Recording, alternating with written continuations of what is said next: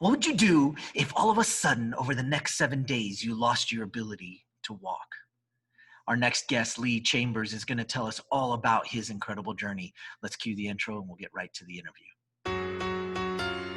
I've spent the last 20 years studying, teaching, and coaching people to find their greatness and take their lives to the next level. Along the way, it's become evident that emotions are at the root of everybody's successes and failures. Worry and fear are the enemies, and it's time to forge the armor and earn the tools to overcome the two things that could single-handedly destroy your future. Hi, my name is Michael Johnson, and I'm a life coach, a peak performance trainer, and I'm the emotions guy. It's time to take back control of how you feel, control of how you act, and control of how you experience life. It's time to become a lifer, a new breed of overachiever focused on living every minute to its fullest. We are responsible for how we feel, and no one and no thing can make us feel anything. Emotional mastery is our journey, and emotional education and intelligence is the key. We are lifers, and this is Magic for Life. What's up, lifers? Michael Johnson here with the Magic for Life podcast. I'm so excited that you guys joined me today, and we have our special guest, Lee Chambers. Thank you so much for joining us today. We're so excited to have you on the show. It's a pleasure, Michael. Thanks for having me on. Absolutely. And, a lot of the audience, I bring a lot of really cool people on. And so I want them to get to know you and to be able to learn about, how you got to talking to me today. So give us a little bit of your backstory and kind of give us an idea of what you're doing and how you got to this point. Oh, wow. That's a journey that needs unpacking. I'll make sure it's quick. So, yeah, I'm from the UK, live in England, was born and brought up here. I was always a curious and inquisitive child, the first member of my family to go to university. So in a lot of ways, that was something that was pushed by my parents. And I got to university, studied international business psychology, found the freedom great, but had some struggles with my mental health while I was there. It's not always easy to navigate that adolescent to adult transition when you're not as self-aware and lack a bit of emotional intelligence. And for many young men, that's unfortunately the reality of the world that we grow up into. But I managed to navigate through those, graduated in 2007, got myself a job in corporate finance. I wanted to help people with their financial well-being because I really like helping people and I really like statistics. Unfortunately, it wasn't a particularly good time to go into that field. 6 months later, my qualifications were defunded and then I was made redundant. And that put me on a path then. I had to take ownership of my career, take ownership of my learning, and see where that took me. So I spent 5 years building a video game business, which was particularly successful. I then launched a second part to that business, which took off like a rocket, and then fell back to the ground again. And that failure taught me a lot of lessons. During this time, I was also doing qualifications and working. So I work in local government, working in charities, and then I went working in elite sport, which was really interesting. I really spent this time trying to chisel my own purpose and direction, doing different things to find out what was really resonating with me inside. And this all came to a head in 2014 when I started to get a bit of an idea, and then I lost the ability to walk, suddenly became ill, and my immune system attacked my joints and left me immobile. So that was over the course of 7 days. It completely wiped me out. My son was 18 months old. My wife was 6 months pregnant. And I was there in hospital, not able to walk, not able to shower, not able to feed myself. And through that challenge, I have actually grown considerably as a person and also managed to define who I wanted to become and what I wanted to bring to the world and how I was going to express that. And through the recovery, I really learned a lot about myself, a lot about the limits and the boundaries that I'd probably put on myself previously, the things that from, in my little backpack from childhood that were holding me back. I worked on myself in so many ways. I was my first client.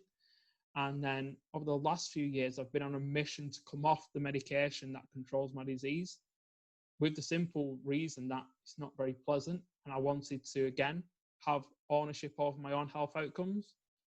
that accumulated in 2 weeks ago, taking my last dose. So now I'm medication free.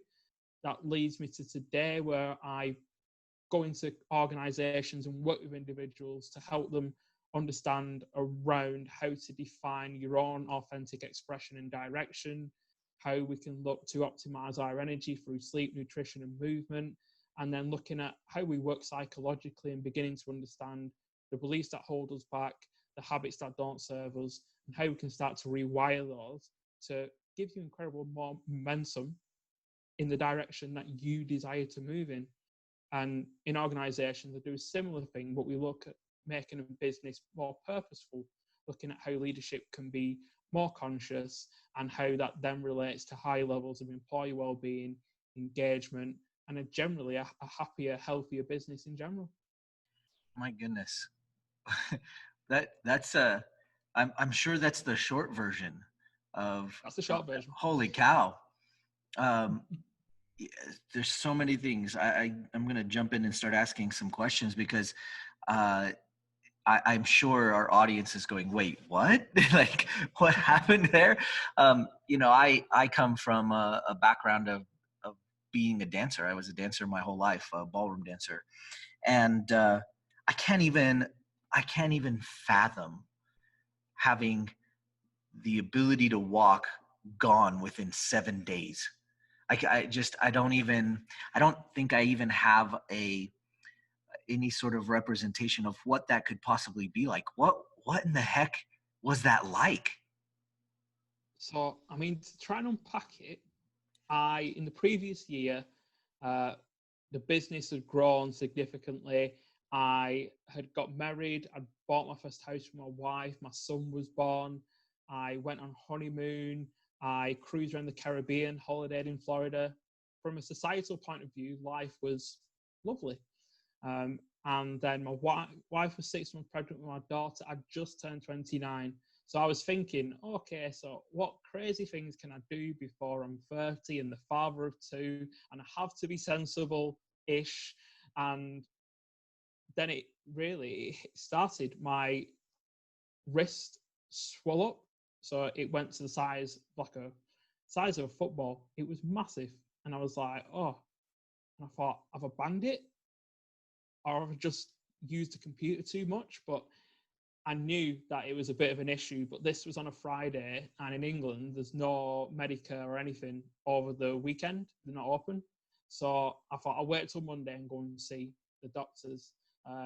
Unfortunately, on Sunday, coming back from a meal with friends and family, my knee did the same thing. So I was hobbling around on one leg, really worried about what was going to happen. Went to the doctors on Monday. They give me some corticosteroids, said it's serious, but these should take it down. Come back in a few days. On the Tuesday, my shoulder started to move up towards my ear. And I was still, as a young man, thinking, sure, it'll get better. Woke up on Wednesday morning, my other knee started to swell up. My mother-in-law came round and dragged me to the hospital. So that was 5 days, gone from playing team sport, being fully independent, to being stuck in a hospital bed on rather nasty pain medication, morphine and tramadol, because I was in agony. And just there, like, whoa. And you kind of set the initial processing. There wasn't any processing. I was in shock. It just, boom, gone. And I didn't really know how to react to that because, I've been through challenges. I've been through mental health challenges. I've been through redundancy. This, I didn't know how to alchemize that when it first hit me. I was just, whoa, okay, so this isn't good. That's about as much as I know right now. And that initial shock passed. And then what hit me was despair and frustration. So I'm 29. This is obviously serious. I don't know where this is going, but I've looked after myself. I'm in good shape. I'm in good health. Why me? Why now? And then that passed and it moved into grief. And then I was grieving. I was like, my physicality, I'm athletic, I'm young, I'm dynamic. But I'm not at the moment. I'm not moving anywhere. And really what then kind of happened is I understood I had to let those negative emotions come because, we have the whole range of emotions as humans, from blazing joy to deepest despair. And yet it's how you express those emotions that is important. If we suppress them, psychological injury down the line is going to come back and give you issues. So I knew I had to go through that, and I kind of hit a level of peace in the second week. And you get so much time to reflect when you can't move. But what actually hit me that changed my mindset, changed my worldview, changed my direction. One simple question I asked myself: have you ever been grateful for walking on the 29 years you've been on this planet? Never been grateful. And then that opened up the further questions. Have you been grateful to the people who are now giving their time to help you do the basic things in your life? Not grateful enough.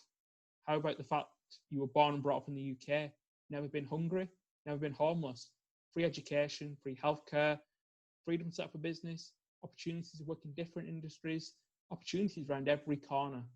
I've been grateful. I could be an orphan on the other side of the world with no health support, with no people to help. Why are you going to lie here and feel like you deserve something? This has happened, and that is out of your control. You've got this condition. However, your health outcomes, how you frame this going forward, how you work proactively and take ownership of your recovery is in your hands. Grab it, go with it, get yourself back on your feet so you can play with your children, so you can show them how resilience works in action, so you can show the world that you don't put those limits and boundaries on yourself. You're going to recover back to as well as you can be. Are you going to bounce back to become more than you were physically? Probably not. But as a man, as a father, as a son, as a husband, definitely possible. And I took that into my recovery. And it took me 11 months to walk a mile unaided. And yet, through that process, on those mornings when I was in pain, when I was stiff, I had to go and do my walking rehab. I had to go and do my physiotherapy. And yet, I decided I'd cut off all other options. I wasn't going to sit there and hope my medication would make it better.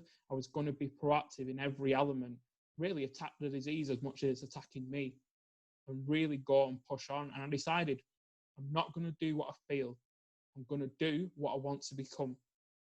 And then I will feel good because my actions will be in line with the person I want to become, rather than going off feelings, because you don't feel like doing all those stretches and all those exercises when you're in blazing pain.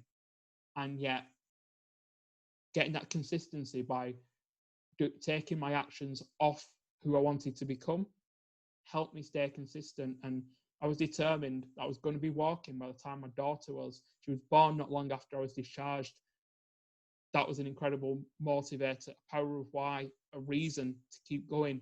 I'm going to be walking by the time she's walking. When she takes her first steps, I'm going to be stepping with her.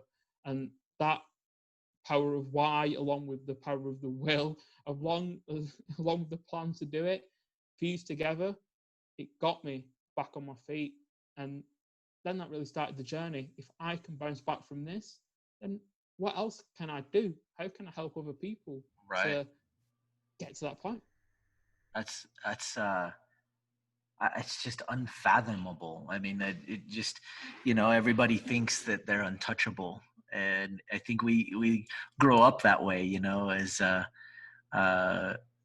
already having the entrepreneur spirit that you had, and already having created business. You get to a certain point and you think, well, I can do anything, and I love the point where you were saying that, you were 29 and you're like, what else can I do before I'm 30? Let's go. Let's be the risk takers that I think us entrepreneurs are, because we take risks and we go, all right, let's do this. Don't know if it's going to work. Don't know how it's going to happen. Let's just go.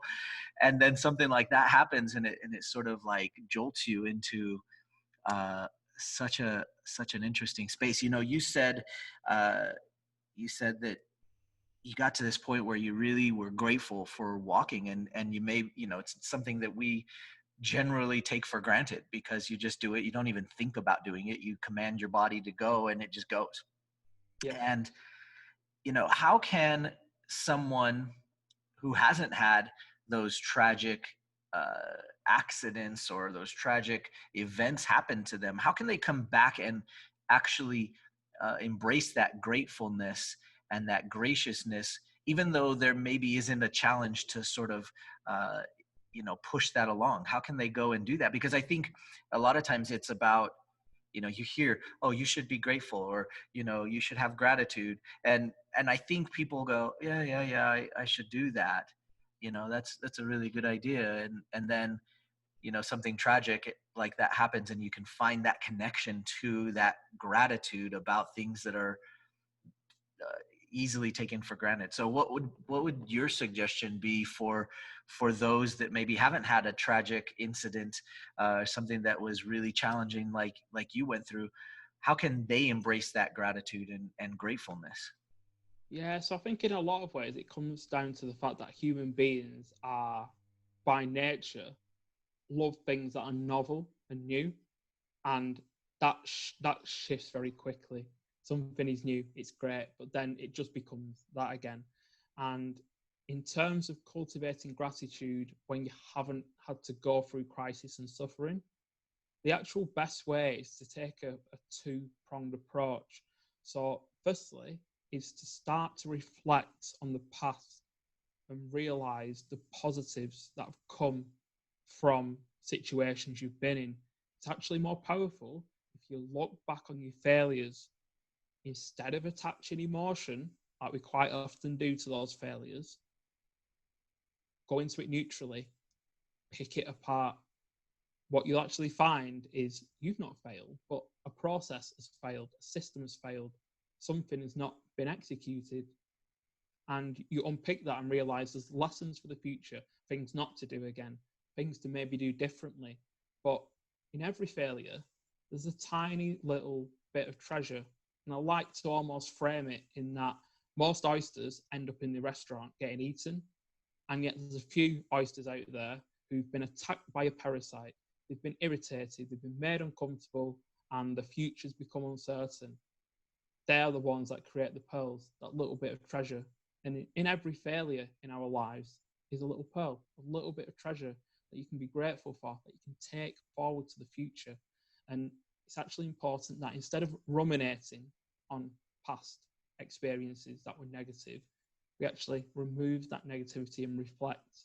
Just look at them as is, because we can't now change them, but we can take a lot from them and start to realize that we can be grateful even for our times of suffering, because they help us see and understand that the world works like our seasons work, like a heartbeat. Winter is always going to come. Our heartbeat is always going to drop on an ECG before it rises up again. And in so many ways, that's the story of our lives. And if you're expecting it always to be summer or it to be a flat journey, then you're not on Earth. You are dead. You're a flat line on ECG and on another planet closer to the sun, toasted. so it's about kind of understanding and reflecting, and then going forward to cultivate gratitude. Well, like so many things in our lives, what we practice and see and make an attempt to see, we see more of. So it always happens when you decide you're going to buy a new automobile and you've decided which one you want. You're just driving round until you get the new one. That new one that you've decided that you want, you suddenly start to see it everywhere, because our minds are very strong on what we focus on. And what we focus on, we see more of. The more we practice gratitude, whether it be journaling, it's always a good way to start to get from our mind onto a piece of paper something we're grateful for. And it usually starts with really big abstract things. The more we practice, it starts to become the smaller things and go smaller and smaller until we have a real body and start to understand not only what we're grateful for, but why we're grateful for it.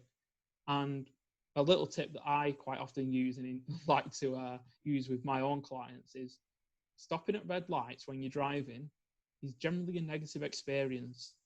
As human beings, we're impatient. We want to get to our destination. So red lights, traffic and congestion get us stressed. we activate our flight or fight because we can't go anywhere. We're stuck in the car and we need to be somewhere else. And yet, if you can stop at a red light and turn that often negative experience to a, okay, I've stopped. What am I grateful for? That one simple question reframes your journey quite often to work or somewhere with the children into a journey of gratitude. You're suddenly grateful that you're not walking all those miles. You're suddenly grateful for everyone else being pleasant on the road. You're suddenly grateful for the people in your vehicle, and then it spreads. It spreads and it spreads, and suddenly you practice that gratitude. It starts to embed into your life. You start to see more.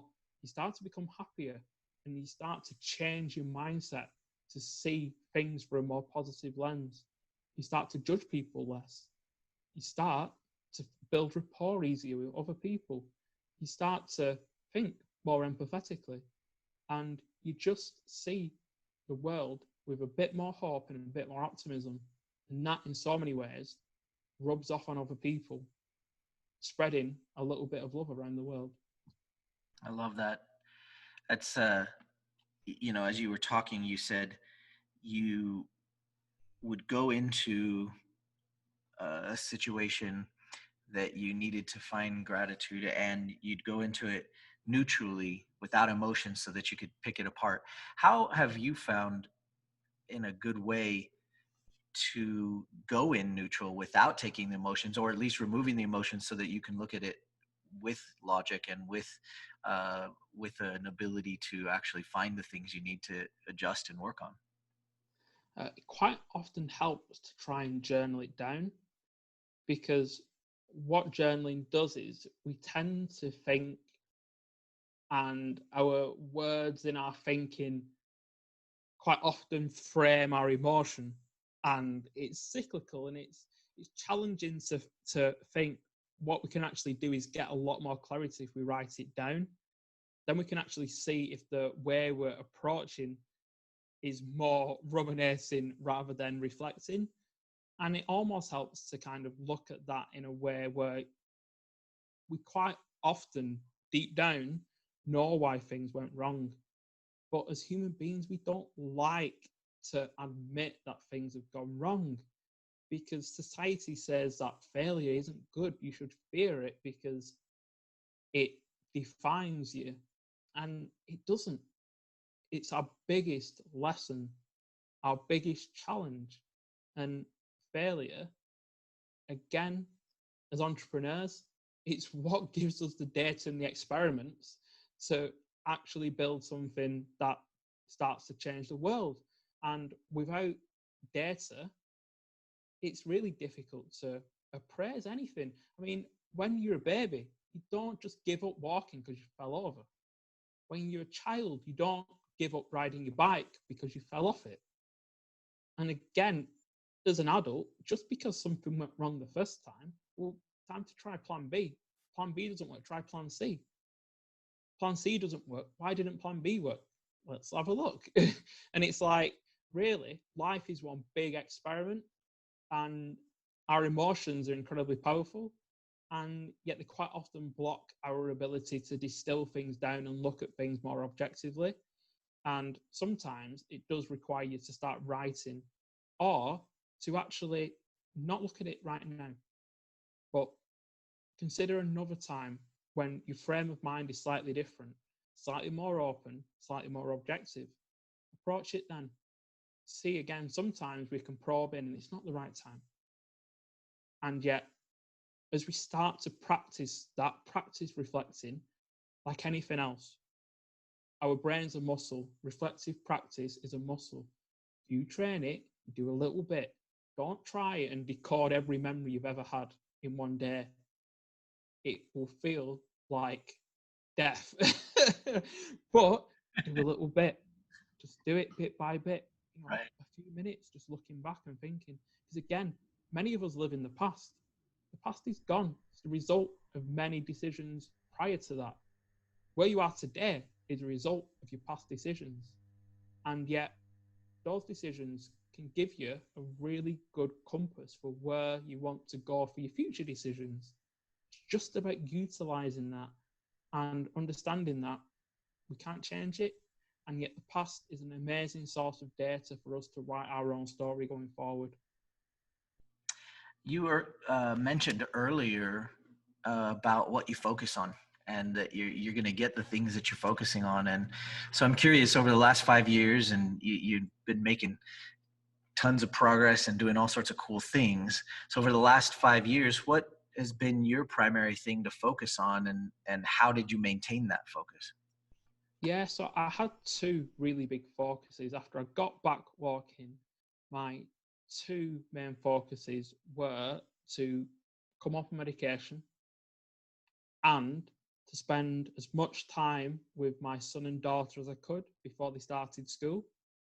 So those were two things that I held really dearly, and knew that those were two things, mission-wise, the time with my children, I could never get that back again.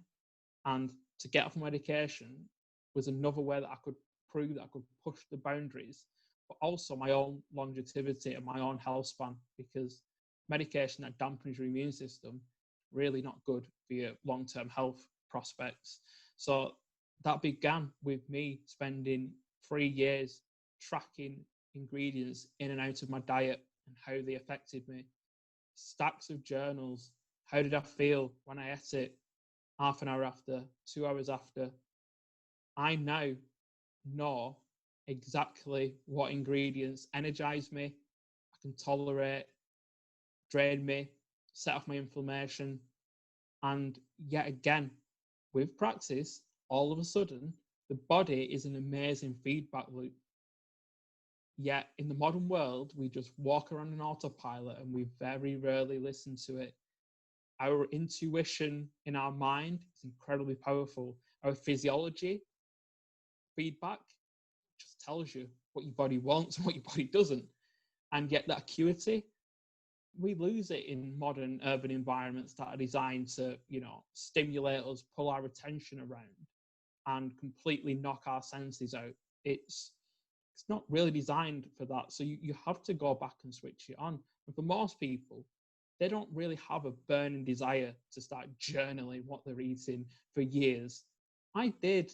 And for me, it's really important because as human beings, we're all bio-individual. So we've all got our own genetic expression. We've all got our own epigenetic makeup. We've all got our own personal microbiome, our own gut enzyme makeup. We're all completely different. So I experimented with my nutrition, but I was also experimenting with my sleep and my movement and my mindset, and compounding lots of small habits together, because I understand that I'm completely unique. So I'm an experiment of one. I can't go on the internet and look for this meal plan, this sleep schedule, because it's not for me. However, I was invested enough to think I can go in there and really find out exactly what works for me by treating myself like a science experiment. And in so many ways, that led to me really taking it seriously and utilizing the fact that I had the business and that was running, and I'd automated lots of processes that was giving me the finance to recover and to really go deep into myself, knowing that that would then give me the energy for future pursuits as I gradually started to distill what I wanted to do going forward, and realize that actually, in many ways, I'd like to bring what I was doing to other people, making it more accessible, making it digestible, and helping people understand that their potential, it's unknowable, and yet it feels great when you start chasing it. And in so many ways, those were my two big things. My daughter started school last year, and I then launched Essentialise because I was ready at that point. And I've had those years with my children, which I cherish so dearly. And to come off medication 2 weeks ago, that's now complete. So lots of people say, what's your mission now, Lee? I'm like, it's to take Essentialise and go and help 1 million people before you hit your deathbed. And that's what my mission is. Nice. That's awesome. And there's so many entrepreneurs out there that I think have that that mission and have that purpose, because I do believe we are the ones that are going to change the world. It's the entrepreneurs out there that are looking at it going, yeah, I want to help everybody else. Like, I got myself figured out. Now let's see what we can do. Let's see what we can do to help the others get to their end goal. You know, you alluded to this along the way, but the quality of our life is our quality of our communication, and particularly our communication to ourselves. And it sounds a lot like you have some really great communication skills to yourself first, before even getting out to your clients. And before you even do that, it sounds like you are communicating well inside and internally. So what kind of things do you find yourself saying to yourself on a regular basis that we could maybe learn from and understand for how we can communicate better to ourselves? Oh, I mean, in so many ways, kind of the ability to empower others requires you to lead yourself first. So what's really vital is that you build your own self-awareness and your own emotional intelligence before you step out with the ambition to help others. Because in so many ways, for me to say I need to know I. And that ability to be able to express yourself starts with having a intimate knowledge of yourself. Now, in terms of my own self-talk, like everyone else throughout my teenage years, it was all over the place. It was negative. It was it was whoa. It was here, there, and everywhere, depending on how I felt on the day as your Right. young hormones raced around. And yet, what I started to distill over time is words really matter. So the choice of words that you use to yourself, and again, humans are quite comical. We will talk to ourselves in a way that we never dare to talk to other people. And quite often, when I encounter people who really struggle with the self talk, it's really simple. Write it down, read it back out loud. Whoa, you just said that to yourself? And it's like, it really hits you when you say it out loud. And again, it's, as humans, we do have a negative bias. We are quite likely to be critical of ourselves. And yet, I had issues around perfectionism when I was younger, and I wanted everything to be perfect because I've been through school and done quite well. And therefore, all of a sudden, finding the answers, handing the piece of paper in, and getting a big tick was important. And it kind of took me to live life and take a lot of actions and move in a lot of directions to start to realize that answers not very strong, not very utilizable, not very useful to us. Google will give you the answer most of the time. What's really powerful is being able to ask yourself questions, because being able to ask yourself questions, you can then start to dig into yourself to find the answers. And when we start to be able to do that, that's when suddenly our choice of words, we start asking questions.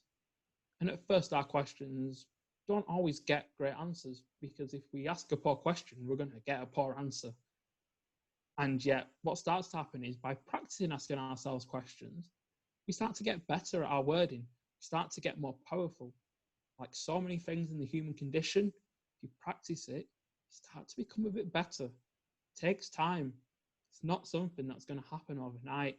And yet, that art of asking more powerful questions, the better your questions get, the deeper your answers can go, the more valuable they become, the more of your gifts you can start to dig out of the middle of you. And I think that is such an ongoing process. Like, I am still digging, and I'll be digging for the rest of my life. That is our never-ending journey. And that's the beauty of being human, that we can actually dig and we'll never, ever get there. But yet, that excites me in some ways, because, again, we can push our limits and push our boundaries, and we don't know how far it's going to go. I'm excited by that. And I just think that, again, when it comes to our self-talk, sometimes it helps to vocalize it. It helps to start asking ourselves questions, and really, really simple questions, such as, is this helping or harming me? And that's such a powerful question for fostering resilience through challenging times. Because when we ask ourselves a question, we put ourselves on the spot. Got to dig an answer out of there somewhere. And all of a sudden, you can ask yourself, is that true? Because we have a bias that we believe our thoughts are true until we ask ourselves, is it true? And then our brain actually kicks in and we're like, whoa, okay, I've got a little bit of chance to react to this. Is it really true? Then we start to roll those balls around our mind and actually make quite often a more informed decision about that really negative statement that we've made, and start to catalyze that actually that's not true. And I think the other side of it is as you start to find who you are, so learning how to dig deeper into your authentic self, because confidence is your inner trust in yourself. So when you start to define who you are and express who you are authentically, and start to realize that conforming to society and always taking advice isn't always the best thing to do. In fact, it stifles your own development because you're not able to go and express yourself.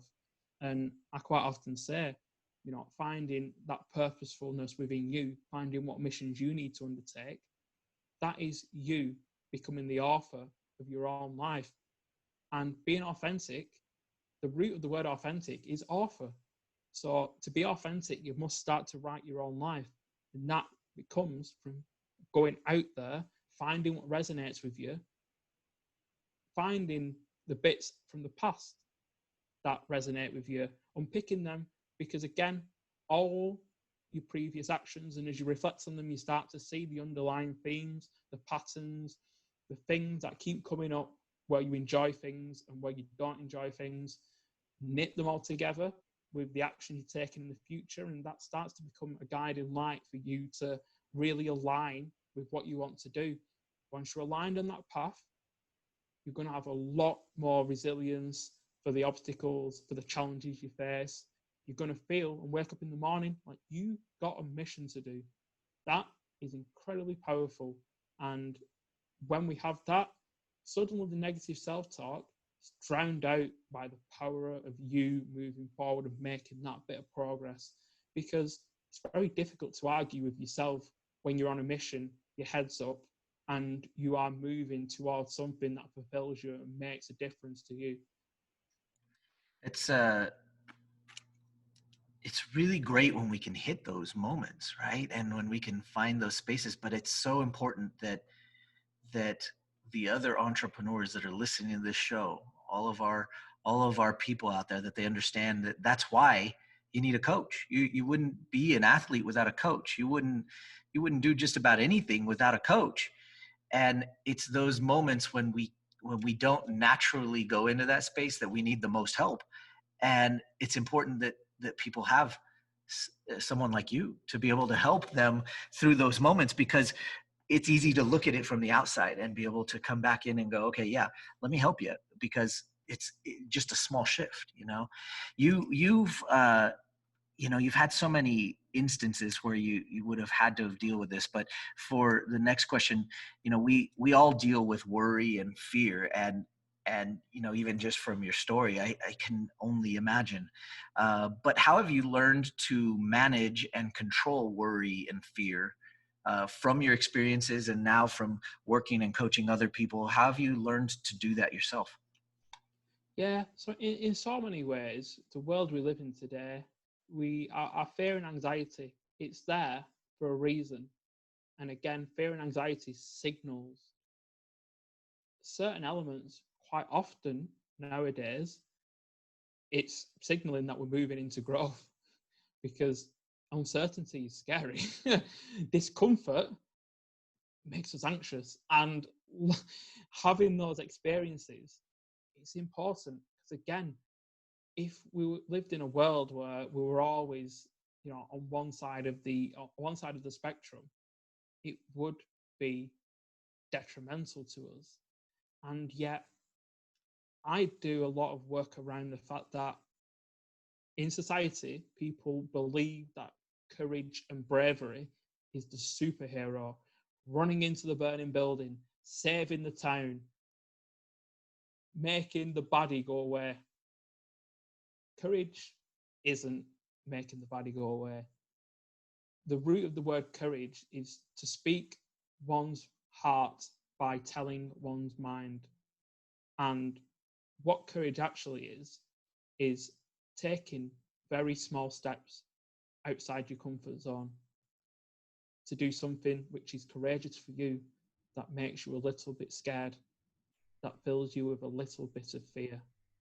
And like so many things that we speak of and work with, it does take a bit of time to cultivate. We've all been there, stood by that door we want to open, and yet we're scared. We're so scared. On the other side of that door is you getting close to your potential, is that growth, it's what you want. And yet so many of us spend our life just behind the door, just ready to turn the door. No, I can't, I'm afraid. And it's difficult because we are kind of trained in a lot of ways to avoid these painful emotions, these painful experiences, and taught to try and find the pleasure. And yet we grow through suffering. We have to suffer. I had to suffer to grow. And it's important that we suffer a little bit, go through that, grow, but then realize that suffering for a long period becomes a choice as we resist the pain that we actually, and sometimes, need to let go and feel. And with fear, sometimes it just requires us, again, to question. Again, coaches are very powerful because coaches can help unlock you. The answers are already there. Sometimes we're just struggling to get there. Fear is quite often based on our own limiting beliefs, our own holding back assumptions, and what we believe society will think. And that social judgment and social proof, it's there, it's present, and yet at the same time, we become frozen because we are thinking about how people are going to judge us. At the same time, we're sat there trying to decode that. But in all truth, it's challenging because what you think your identity is a case of you think what they think that they think you are. And because it goes through so many prisms, you can't deduce that as a human being.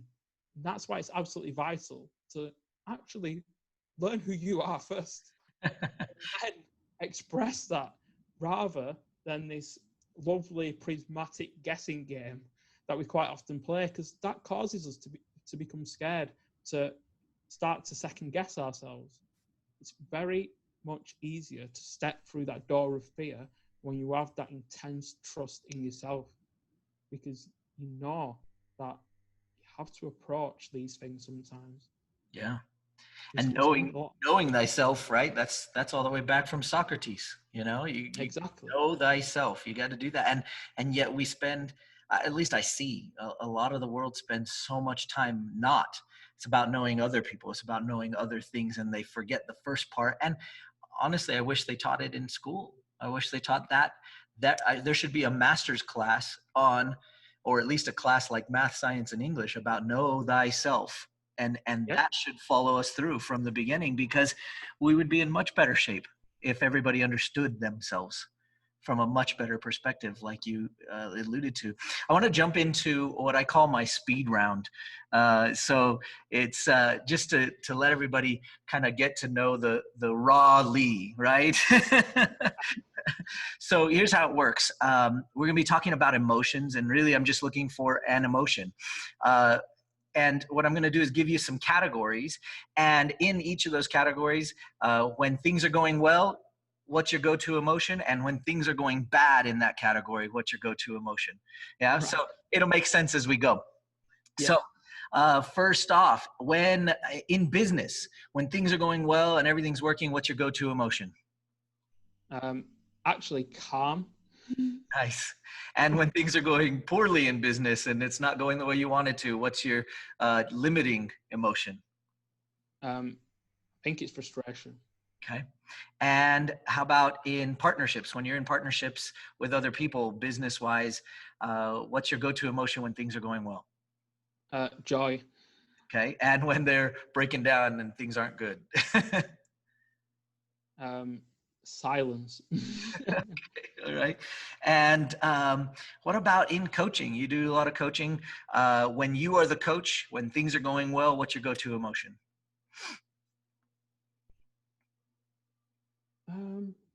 That's a really good question, actually. Yeah, it's fulfillment. Okay. And when things are going poorly, what's your limiting emotion when you're coaching? Self-doubt. Okay. And what about when you're being coached? When you are the one being coached, what's your go-to emotion when things are going well? Happiness. Okay. And when you're being coached, what's your go-to limiting emotion? You're grilling me.